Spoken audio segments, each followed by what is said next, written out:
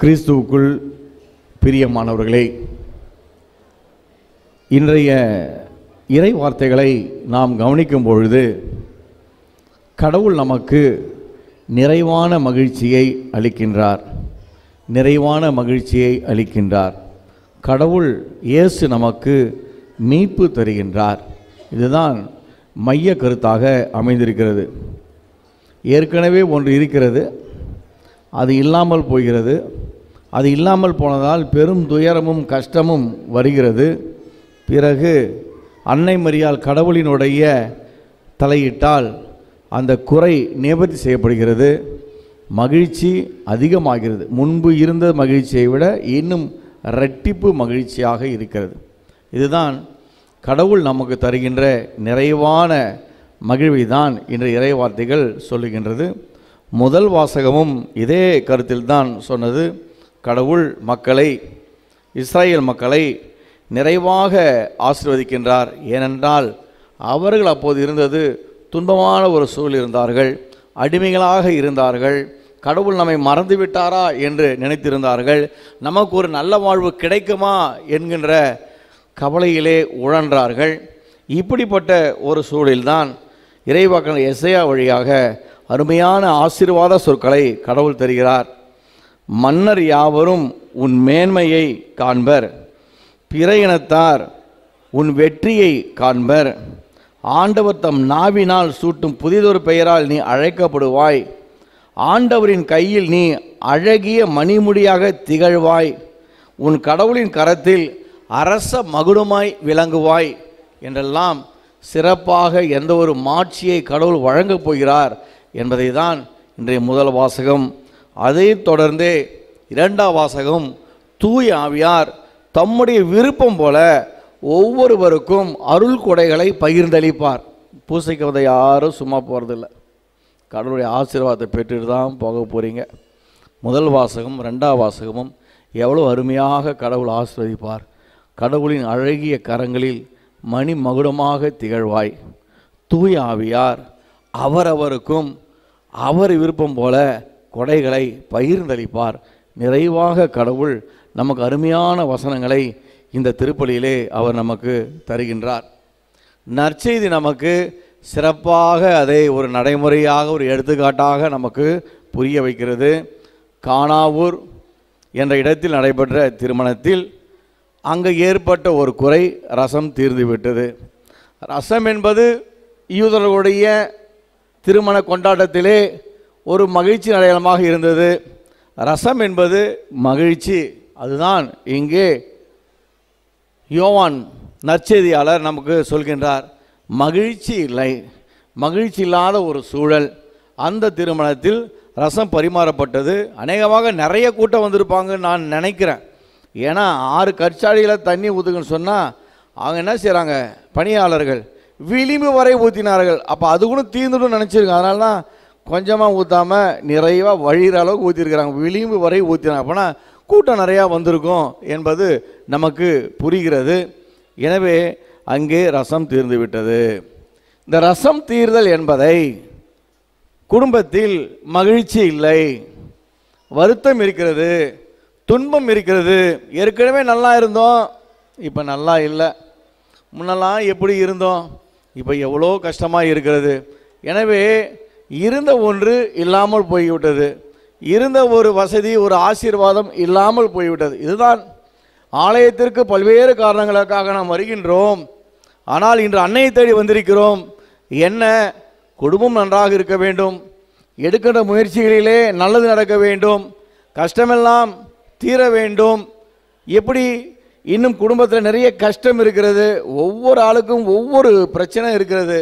அது பொருளாதார பிரச்சனையாக இருக்கலாம், குடும்பத்தில் இருக்கிற பிரச்சனையாக இருக்கலாம், கடன் பிரச்சனையாக இருக்கலாம், கணவன் மனைவி உறவுகளாக இருக்கலாம், பிள்ளைகளுக்கும் பெற்றோர்களுக்குமான பிரச்சனையாக இருக்கலாம், வேலை வாய்ப்பாக இருக்கலாம், ஏகப்பட்ட வேலை செய்கின்ற இடத்துல நிம்மதியாக இருக்கக்கூடிய ஒரு சூழலாக இருக்கலாம். எனவே மகிழ்ச்சி குறைவான ஒரு சூழல், இன்பம் தீர்ந்து போன ஒரு நிலை, இதுதான் அங்கே இருக்கிறது. அன்னை மரியாள் இயேசுவிடம் சொல்கிறார். இயேசு அதன் பிறகு அங்கே ஆசீர்வதிக்கின்றார். அங்கே தண்ணீரானது ரசமாக மாறுகிறது. கடவுள் தருகின்ற மகிழ்ச்சி எப்படிப்பட்ட மகிழ்ச்சி என்றால் அதுக்கு நிகரே கிடையாது. யாராவது சொல்ல கிள்ளி கொடுக்க மாட்டார், கடவுள் அள்ளி கொடுப்பார், கொட்டி கொடுப்பார். அந்த ரசத்தை குடித்து பார்த்த மேற்பார்வையாளர்னால் அந்த விருந்துக்கு அவர் தான் மேனேஜர் மாதிரி இருந்திருப்பார். அங்கே என்ன வருது எல்லாம் விவரம் ஃபுல்லாக அவருக்கு தான் தெரியும். அவருக்கே தெரியல இந்த ரசம் எங்கேருந்து வந்தது. ஆனால் அந்த ரசத்தை குடித்த பிற்பாடு அவர் சொல்கிறார், எல்லாரும் நல்ல ரசத்தை முதல்ல கொடுப்பாங்க, அப்புறம் கடைசியாக தான் தரம் குறைந்த கொடுப்பாங்க. நீர் இதுவரை சிறப்பான ரசத்தை மறைத்து வைத்திருந்தீர். ஏன்னா இயேசு அங்கே தலையிட்டிருக்கிறார், மாதா அந்த விருந்தை தலையிட்டிருக்கிறாங்க. எனவே தான் அந்த ரசம் மனிதர்கள் உருவாக்கியது போல் இல்லை. அதனால்தான் மகிழ்ச்சி குறைவாக திருப்பலிக்கு வந்திருக்கலாம், கவலையினாலே நாம் வந்திருக்கலாம், கஷ்டத்தோடு வந்திருக்கலாம். ஆண்டவர் இயேசுவை உட்கொண்ட பிற்பாடு, இயேசுவினுடைய கரம், இயேசுடைய உடல் நம்மை தொட்ட பிற்பாடு, அந்த சாதாரணமாக இருந்த அந்த தண்ணீர், அந்த ரசம் எப்படி மாறியதோ சிறப்பானது. அதுவரை கொடுக்கப்பட்ட ரசத்தகங்களை விட சிறப்பாக மாறியது. அன்புக்குரியவர்களே, இந்த நற்செய்தி ஆரம்பிக்கும் பொழுது 3ஆம் நாளில் என்று தான் ஆரம்பிக்கிறது. 3ஆம் நாள். இந்த 3 என்பது சிறப்பான ஒரு முழுமையை குறிப்பதாக யூதர்கள் நம்பினார்கள். 3 என்பது ஏனென்றால் அவங்க சில வாழ்க்கையில் நடந்த நடைமுறைகளை பார்த்தார்கள். சீனாய் மலையிலே கடவுள் அந்த உடன்படிக்கை பிற்பாடு அந்த கொண்டாட்டத்திலே 3ஆம் நாளை மக்களை சந்திப்பதாக சொன்னார். மக்கள் தூய்மைப்படுத்தப்பட்டார்கள். 3ஆம் நாளிலே கடவுள் அங்கே வான் மேகங்கள் வழியாக, இடி முழக்கத்தின் வழியாக கடவுள் அவர்களை சந்தித்தார். அது 3ஆம் நாள். அதே போன்று உலகத்தை படைத்த பொழுது மாலையும் காலையும் சேர்ந்து ஒரு நாள் ஆனது, அனைத்தும் நல்லது என கண்டார் என்று அந்த தொடக்க நூலில் உலகம் படைக்கும் சொல்லப்படுகிறது. ஆனால் இந்த 3ஆம் நாள் மட்டும் மற்ற நாளுக்கெல்லாம் ஒரு முறை தான் நல்லதென கண்டார்னு இருக்கும். ஆனால் அந்த 3ஆம் நாளுக்கு மட்டும் மதியானம் ஒரு முறை கடவுள் நல்லதென கண்டார் என்று சொல்லப்படும். பிறகு அந்த நாள் முடியும் பொழுதும் நல்லதென கண்டார். ஏன்னா 3ஆம் நாள் மட்டும் 2 முறை நல்லதென கண்டார் என்று. இந்த 3ஆம் நாள் என்பது கடவுளுடைய மீட்பு வெளிப்படும் நாள், கடவுள் வெளிப்படும் நாள் என்றும் இந்த 3க்கு இப்படியெல்லாம் அர்த்தம் வைத்திருந்தார்கள். அது மட்டுமல்ல, இந்த கானாவூர் திருமணம் என்பது இஸ்ரேல் வாழ்க்கையிலே, இயேசுவின் வாழ்க்கையில் முக்கியமான. ஏனென்றால் ஒரு கிறிஸ்மஸ் போல, மூன்றரச விழாவை போல, அதே போன்று இயேசுவினுடைய ஞானஸ்நான நாளை போன்று இன்றும் கடவுள் தன்னை வெளிப்படுத்தினார். ஒரு படத்தில் ஒரு ஹீரோவுடைய ஃபஸ்ட்டு என்ட்ரி எப்படி இருக்குமோ அதுபோல் இயேசுவினுடைய இந்த சமூக வாழ்வு இந்த கானாவூர் திருமணத்தில் தான் ஆரம்பிக்கப்பட்டது. முதல் கதாநாயகனுடைய நுழைவே ஒரு பிரச்சனை. அந்த பிரச்சனையை எப்படி அபரிமிதமாக அவர் தீர்த்து வைத்தார். அதன் பிறகு அவர் பெயரும் புகழும் அந்த ஊரெல்லாம் பரவியது. அங்கே 6 கல் சாடிகள் கொடுக்கப்பட்டது. அது தூய்மைப்படுத்தப்படுகிற நாளுக்காக வைத்திருந்தது. அது 6, எப்பயுமே 3, 7, 40 நல்ல நம்பர்னு சொல்லுவாங்க. இந்த 6 என்ன வைத்திருக்கிறார்கள்? 6. அந்த 6 கூட இயேசு 1 7 சேர்ந்தாதான் அது முழுமை அடையும். நாமும் அப்படிதான் இயேசுவோடு சேர்கின்ற பொழுது தான் நாம் முழுமை அடைவோம். அந்த கல் சாடிகள் எப்படி இருந்தது? காலியாய் இருந்தது. ஆனால் இயேசு சொன்ன பிற்பாடு முழுவதுமாக நிரப்பப்பட்டது. நாமும் வெறுமையாக இருக்கிறோம், பல நேரத்தில் பயனற்று இருக்கிறது. ஆனால் இயேசு நம்மை நிரப்புவார், ஆசீர்வதிப்பார், நாம் சிறப்பான பலன் தருபவர்களாக மாறுவோம்.